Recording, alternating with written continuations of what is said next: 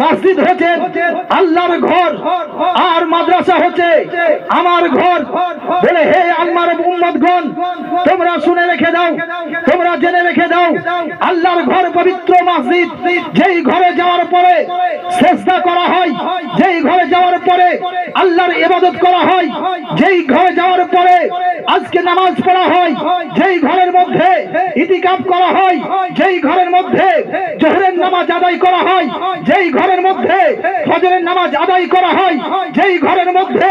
আসরের নামাজ পড়া হয়, যেই ঘরের মধ্যে আজকে মুসলমান মাগরিবের নামাজ পড়া হয়, যেই ঘরের মধ্যে এশার নামাজ পড়া হয়, যেই ঘরের মধ্যে জুম্মার নামাজ পড়া হয়, যেই ঘরের মধ্যে আজকে তারাবির নামাজ পড়া হয়, যেই ঘরের মধ্যে পবিত্র কোরআন তেলাওয়াত করা হয়, হে মুসলমান, ওটা হচ্ছে আল্লাহর ঘর। বলে শোনো শোনো, আজ মসজিদে যাওয়ার পূর্বে আমার মাদ্রাসার দিকে এসো, নামাজ কেমন করে পড়বে, রোজা কেমন করে রাখবে, হজ কেমন করে করবে, যাকাত কেমন করে দিবে, নামাজে দাঁড়ানোর পরে কেমন করে কিরাত করবে, কেমন করে রুকু করবে, কেমন করে সাজদা করবে, কেমন করে কিয়াম করবে, হে মুসলমান, তার পূর্বে কেমন করে আজকে নামাজে যাওয়ার পূর্বে কেমন করে গোসল করবে, কেমন করে উযু করবে, উযুর মধ্যে কটা ফরজ আছে, গোসলের মধ্যে কটা ফরজ আছে, আজকে নামাজের মধ্যে কটা ফরজ আছে, নামাজের মধ্যে কটা সুন্নাত আছে, সব কিছু শিক্ষা আগে মসজিদের পূর্বে এই মাদ্রাসাতে এসে শিক্ষা অর্জন করো। সেই শিক্ষার ঘর হচ্ছে আমার ঘর মাদ্রাসা। বলুন সুবহানাল্লাহ। আজ মুসলমান সেই মাদ্রাসার উন্নতি করবে, আজকে সেই মহতী সভার আয়োজন করা হয়েছে।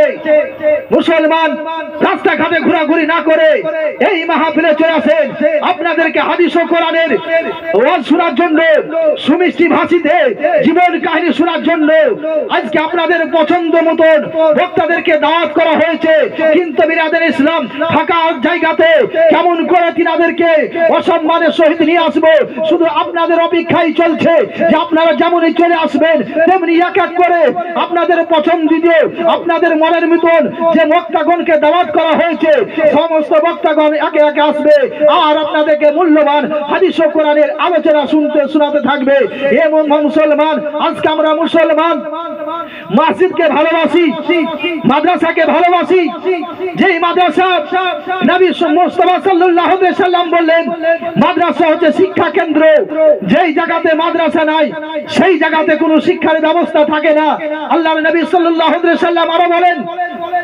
তলাবাল ইলমে ফরিদাতুন আল্লাহ কুল্লি মুসলিমিন ওয়া মুসলিমাতিন, প্রত্যেকটা নরনারীর জন্য ইলমে দ্বীন শিক্ষা করা হয়েছে ফরজে আইন। আজকে যদি মুসলমান